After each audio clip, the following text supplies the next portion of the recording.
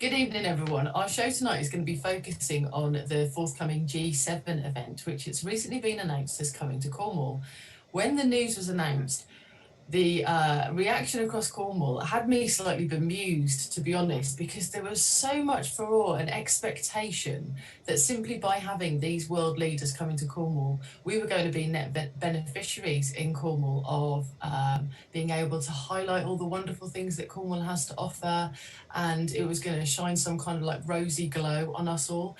When my personal feeling is, it's very unlikely that any attention will go from the world leaders to the reality of life in Cornwall. I think it's rather like trickle-down economics doesn't really benefit the poorest. You know, that attention will not focus on the reality of life in Cornwall. So I'm really pleased to be joined tonight by two excellent guests. I've got Bella, who is a student, an activist, and an organiser. And I've got Alex Falconer, who is involved in so many things. I'm going to have to read it out. He's involved with Acorn, Socialist Appeal, Labour. He organised Black Lives Matter protest in Truro and Falmouth. And they spontaneously decided to organise a meeting to bring together activists to discuss the kind of action we would like to see to coordinate alternative actions around the G7 to push a different story. So we're going to have a little discussion around that, like the reality of life in Cornwall and what that alternative story might look like, and why we think the G7 is a good moment for us to push forward on a different agenda. So just to set the scene for people that aren't aware, so why in Cornwall does this seem so kind of crazy to expect that it's going to benefit any of us? Because the reality of life in Cornwall so often gets missed by the mainstream media, and I don't think that'll be any different this time. So in Cornwall, we have lower than average levels of wages and higher than average levels of housing costs, and that's made much worse by second homeowners. But beyond that, there are actually a lot of structural difficulties in Cornwall with housing. We have lower than average levels of council housing, and we have higher than average levels of renters, and our local housing authority allowance doesn't cover the rent. So lots of people live in housing poverty and cannot get access to decent quality jobs, even jobs in the NHS that would be banded higher, doing exactly the same job in a different hospital up country, you get paid less for in Cornwall, and that's the same across the whole jobs market. So life is really difficult. We're actually the second poorest region in Northern Europe, and it just gets looked on as a holiday destination. And our Westminster politicians, we know, are completely out of touch with that reality. Our local authority doesn't do a great deal to address any of those serious concerns either. So it makes it even more pressing that we take some serious action on this now to shine a light on that reality in Cornwall. So Bella, if I could come to you first. I was really impressed. While I was being really bemused by this kind of nonsensical stuff that was going on, all the news coverage, you'd already got the meeting organised. So what is it that prompted you to think that you wanted to hold a meeting about the G7? Well, as soon as I saw Boris Johnson had chosen Carver Estate in Cornwall as the location, my first thought was why, and the only thing that came to mind was it's mostly, I think, entirely conservative constituencies, and it's got terrible transport links. I think that they chose Cornwall as a route of least resistance, seeing it as if they'd chosen somewhere like London or a larger city, people would have come in the thousands. But I think that they decided to hedge some bets and decided that they think Cornwall will have less protests, less organisation, less political energy that would be, going against them. And that's even that in itself sort of angered me. I don't like that they chose, this is my home. I don't like that they chose Cornwall, my home, as somewhere they thought would be the easiest, especially considering, like you said, our levels of poverty. I'm fairly certain, a few years ago, it was found 25 to 30% of children grow up in poverty in Cornwall. Basically, yeah, I was really annoyed by the sort of the fake responses that were given by Boris Johnson of, oh, it's a good place for our renewable future, or it's got these beautiful cliffs and it's got all these things. But in reality, they obviously chose it because they think that they're going to have the easiest time meeting there, and that they'll be able to decide these decisions to try and solve climate change that aren't going to do anything. Well, and it seemed to, that definitely seemed to be the case, didn't it? So for the actual meeting last night, did it go as you expected it to go? Were you surprised by the levels of interest? It went really well. There was a good level of interest and so much discussion, and it was really, really heartening to see people so passionate and excited about something that could be done. And it was really just, it was incredible to see that the people of Cornwall, because sometimes I think Cornwall is considered sort of, a lot of people view it as a sort of barren land in terms of politics. Like there isn't as much activity as you would have in places say like Bristol and London, but at the same time, we've got such a high response in following like the anti-racist protests in 2020. I think there's such a bigger climate and bigger desire for action as things have been getting worse and worse over 10 years of austerity. I think that, you know, Cornwall, young and old, are actually, you know, shaping up to come against this sort of thing. And I saw exactly that in the meeting. It was really inspiring. It was, wasn't it? And so the main sort of themes that came out last night, what kind of things do you think that people hope we're going to be raising through whatever action we take?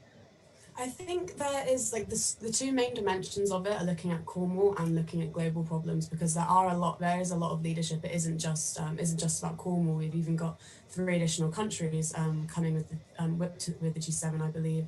And so there are these global responsibilities of climate change and anti-racism and all these other things that fall onto these leaders' laps. But at the same time, like there is a big focus on, they've come to Cornwall, they've come to our home.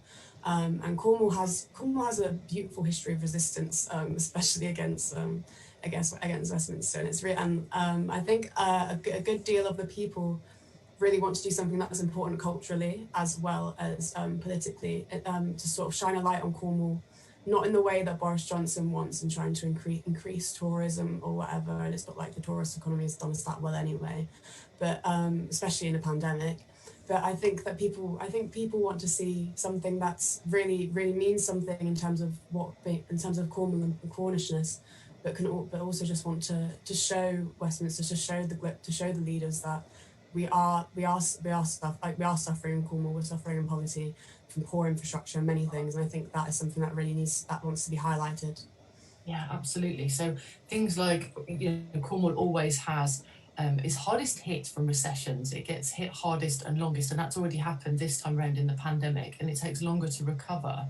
And you can just imagine that what they're going to do is come down and showcase some carefully orchestrated local business. They're going to feed everyone a pasty at lunchtime, and then they'll have seen the real Cornwall, and it just won't have that kind of long-lasting impact. But one thing that we do have more of in Cornwall than perhaps other places, but certainly surveys would suggest, is committed environmentalists. And I definitely got the vibe last night that there were a lot of people that were concerned about how this meeting would be used for greenwashing. I mean, did you have any thoughts on that and the kind of vibes we were getting back from the people that attended? Yeah, I think that I definitely agree. I saw a lot of environmental activists there, which I think is great, and I share those same concerns because when they announced the summit, they said again that part of the purpose of it was to discuss more climate-friendly solutions to moving forward with coronavirus. I'm kind of seeing this as a bit of a pre-drinks for COP26 in a lot of ways, and I think that is going to be a great deal of the focus will be around environmental measures and what they're deciding to do. But the thing is that by the nature of their positions and the nature of all of their past actions, it seems like nothing that they're going to offer is going to be anywhere near enough to actually solve the problems of climate change. I'm pretty sure yesterday Joe Biden announced 30 new drilling operations or something like that, and he still supports fracking. And I think that we can't, none of us can expect Boris Johnson or any of the rest of these leaders to oppose solutions that are radical enough to stop what's happening to our climate. That isn't a way, geoengineering, greenwashing, there's all these little things you can do to fiddle around, but when it comes down to it, it's not enough. And yeah, we declared a climate emergency, but what have they done since then? We're on track for these targets or whatever. Are we even on track? But the targets, 2035, 2050, that's not going to be enough. We need radical change right now in order to actually stop it. It's not even trying to save the climate, it's trying to stop it from disintegrating. We need to pull back, before destruction, essentially. Yeah, absolutely. And in that sense, listening to the contributions last night and seeing how many people came at a relatively short notice in Cornwall for a meeting like that, I actually felt really, really encouraged. I'm really grateful for you for getting that going. And I'm going to be, hopefully participating, but certainly watching what you're doing with interest and trying to work with you wherever I can on that. So thanks ever so much for joining us, Bella. Unless you've got any other thoughts you want to share with us before you go. I know you've got to dash off to do exam revision. Yeah. No, I think I'll leave it there. But thank you very much for having me on, and I hope that everybody else looks on to Cornwall as a place that's going to show itself as resisting global capitalism, resisting the lukewarm, tepid attempts at solving climate change, oppression, everything like that. We're gonna demand radical solutions, and I am excited to see you there in June. Excellent, thanks, Bella. Okay. So, Alex, you are obviously quite familiar with organising actions, as you did with the Black Lives Matter, and so it's no surprise for me at all to see you there as part of the organising committee for this. So, what made you want to organise something in particular for this meeting now?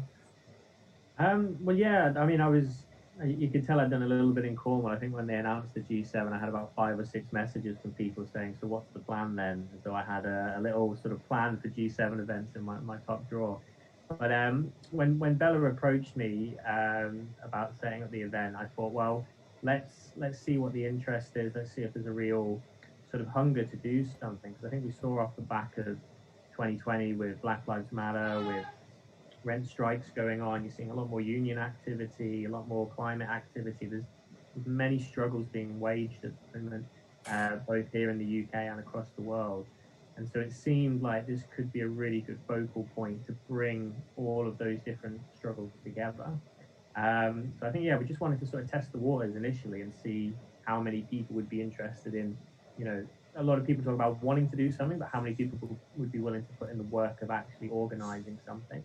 And to get such a significant response, it's really encouraging. So yeah, it sort of gives us heart about pushing forward with this. So there's a lot of people who want to do something. Yeah, absolutely. So in terms of the actual politics that play here, why is it having the G7 or the G10 as it's going to be? Why is that something that we need to be highlighting? What kind of concerns would you like us to be raising about what they do? I mean, I think I was pretty blunt in my sort of opening remarks at the meeting yesterday that, this is essentially, it comes down to the fact that this is a global capitalist institution that still thinks it can solve the problems that we face as a species, as a planet, on a capitalist basis. And essentially the G7, G10 functions as a way of protecting the position of the nations involved, and obviously with the sort of global politics at play in relation with China and Russia, it's about sort of maintaining that sort of hegemonic position that they have. So I think it's a great way to highlight, one, that these global leaders who have failed to deal with the pandemic. I think 5 of the 7 countries involved are in the top 11 for cases and deaths in relation to coronavirus. So the fact they haven't been able to deal with that global pandemic doesn't sort of give me any hope that they can deal with climate change or any other issues. I think the other side of it is I'm not sort of looking at this event as a way to persuade, global leaders that, they need to take action. I don't think there's any sort of point in sort of having illusions around their moral judgment being swayed because we protest them. For me, it's about the lasting effects that can happen off the back of such an event, that people can feel empowered and inspired to take power into their own hands. And so I think one of the things that was definitely being repeated throughout the meeting yesterday was that we don't just want this to be a one-off protest that happens in Cornwall where we go and we vent our frustrations and then we all go home. We want the organising and the, what happens afterwards to be long-lasting. We want to see people joining unions and joining campaigns and joining sort of community groups so that they start actually organising locally, globally, and not just relying on global leaders to do things for us. Yeah, absolutely. So there's some interesting points there, because I think people mistake a lot of the kind of political energy in Cornwall because we have Tory MPs, and so from that perspective, I can understand why people think that. Although we have a larger majority of people that vote against the Tories across all of the constituencies in Cornwall, it's just those votes get split, so the Tories keep getting back in. But there is obviously some education then to do around the kind of issues of the G7 and the way the global elites kind of operate to maintain their power, isn't there?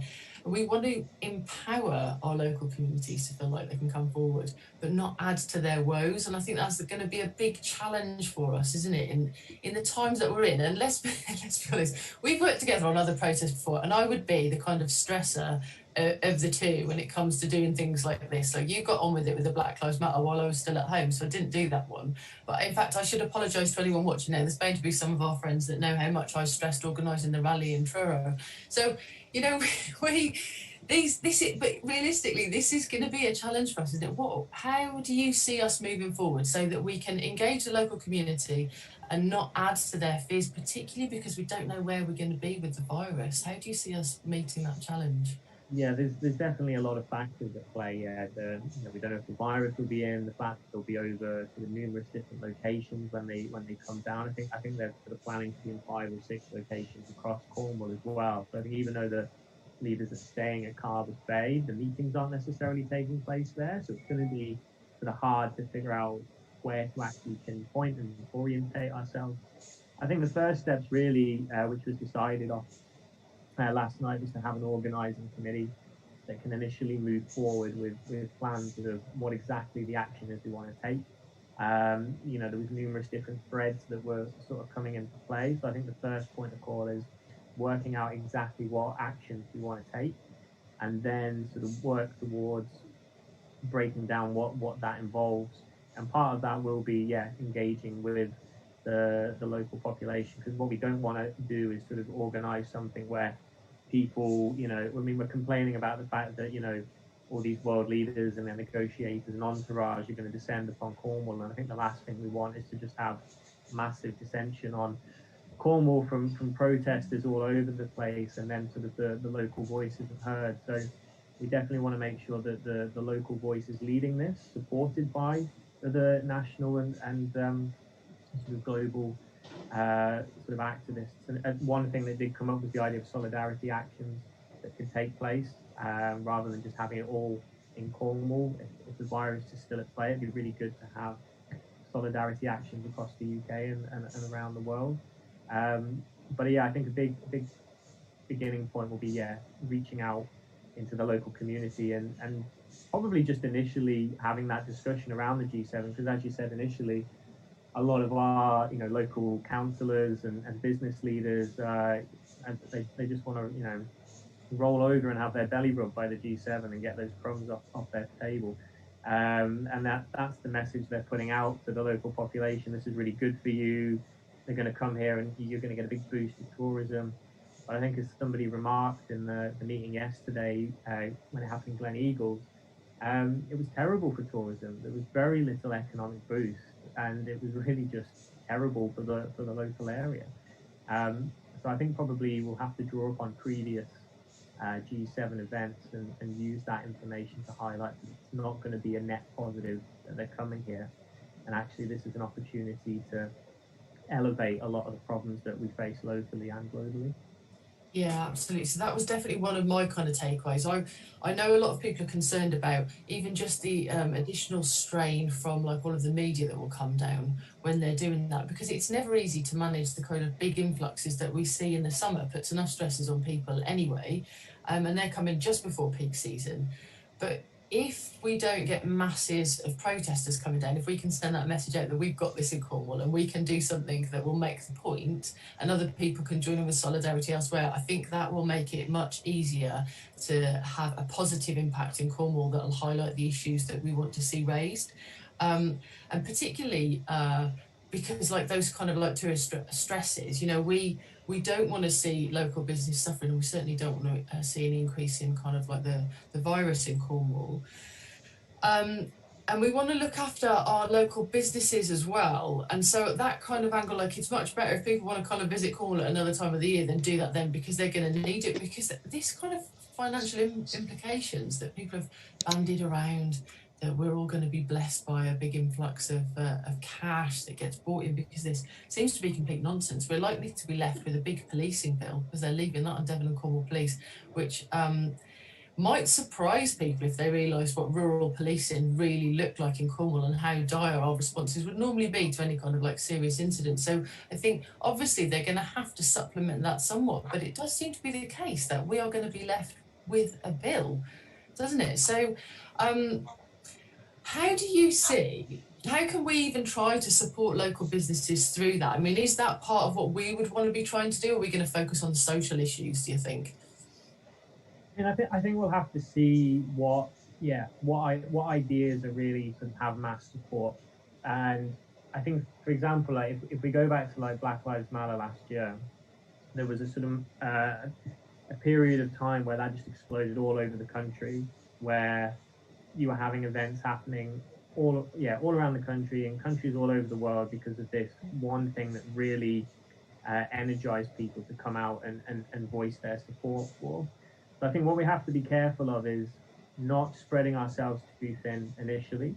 I think when we talk about local business, we talk about the inequality that we're seeing that's come off the back of coronavirus, sort of accelerating the demise of capitalism anyway, with the fact that you've got the likes of Amazon and billionaires, you know, having huge amounts of wealth sucked up to them, while small businesses, workers losing their jobs, losing their businesses.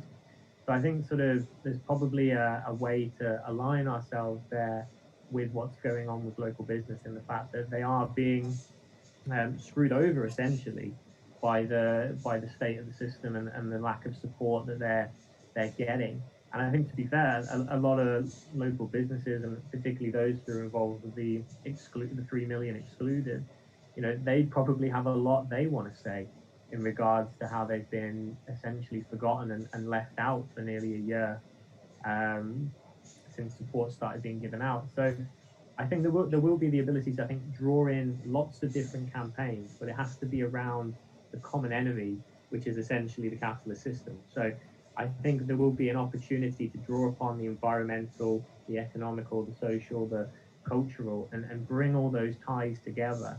And I think that's what we hope can happen, so that there is a sort of lasting effect afterwards, that we see the power of what happens when, rather than fighting all these battles separately, we fight them at the same time against the same enemy. Yeah, I think if we can highlight some of those inequalities in particular, like you mentioned there, some of the lack of support. We know we've got more self-employed people in Cornwall than average in the rest of the UK. And although the figures haven't been released on a regional basis for who's excluded, because obviously it's not in the government's interest to want to highlight that, I can imagine that there are an awful lot of people in Cornwall that have suffered from that fate. Whilst we were giving out, was it £10,000 to second home owners as a grant? Many of those would have been second, third, fourth home owners, and then they were just given money for nothing, at the same time as we haven't helped people that are struggling to make their rent in Cornwall because of losing their jobs. So there's loads of examples of that real extreme inequality in terms of response, never mind the entrenchment that's happening because of the pandemic. So hopefully, you know, we've certainly got plenty of material to raise, haven't we? That's the point, and we've got to work out the plan from here on in. But from last night, are you hopeful going forward that we can do something good from this? Yeah, I hope so. I mean, initially, I think Bella in her opening remarks said, you know, this meeting is an opportunity to see if, you know, we can come together to do something. You know, no doubt that I think different organisations will organise different protests independently. But last night was about seeing, can we bring all these threads together? And there's definitely, and you know, it was all positive what people were saying. Nobody was coming in and going, you know, this isn't necessary, this isn't needed, or we just want to do our own thing.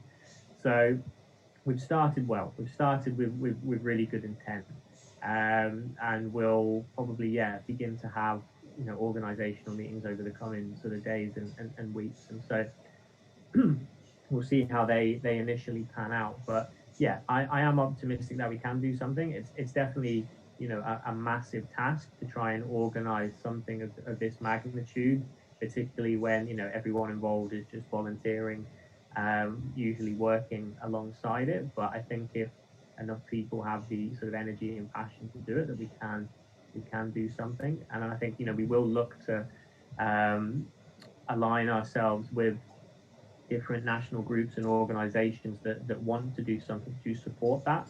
So I think if national organizations are wanting to do something, particularly the trade unions, I think it's very important that trade unions have a response to what the G7 are doing, and aren't looking to just make deals with, you know, these leaders, but are actually pushing for things like, you know, £15 an hour wages, and are pushing for things like greater democracy in the workplace and greater workers' rights. You know, this is a real opportunity, I think, particularly for the trade unions, to voice genuine radical proposals that could benefit workers. around the way which we work, our pay, our democracy, and also linking that in with climate change. So I think if national organisations want to get involved, I think they should look to support the local organising that's going on and look to this to be a way to elevate those demands which would benefit everyone. Yeah, absolutely. I think it has to be. It's incumbent on us to seize this moment, isn't it? When we've got a failure nationally to campaign for improving workers' rights, or trying to maintain a 48-hour week instead of trying to push for a 4-day week, to my mind, is completely the wrong approach. One thing we can say for definite in Cornwall is some of the hardships that we suffer. People could look to Cornwall and see this is what's going to happen in the rest of the UK if you continue to allow this deindustrialisation that's happening everywhere else. If you continue to allow house prices to spiral out of control and you don't offer decent quality employment, the kind of poverty that we see across Cornwall is going to be impacted everywhere else. So in a sense, we can somehow use that, I hope, to say, look, you have to take action because this is how difficult it is. So thank you very much for organising that meeting last night. I think I'm really inspired by it. I love the quality of the contributions. I love the fact that people came together with such kind of genuine spirit of cooperation. Have you got any final thoughts that you'd like to share with anyone about what we're going to be doing going forward, or the kind of challenges that we face?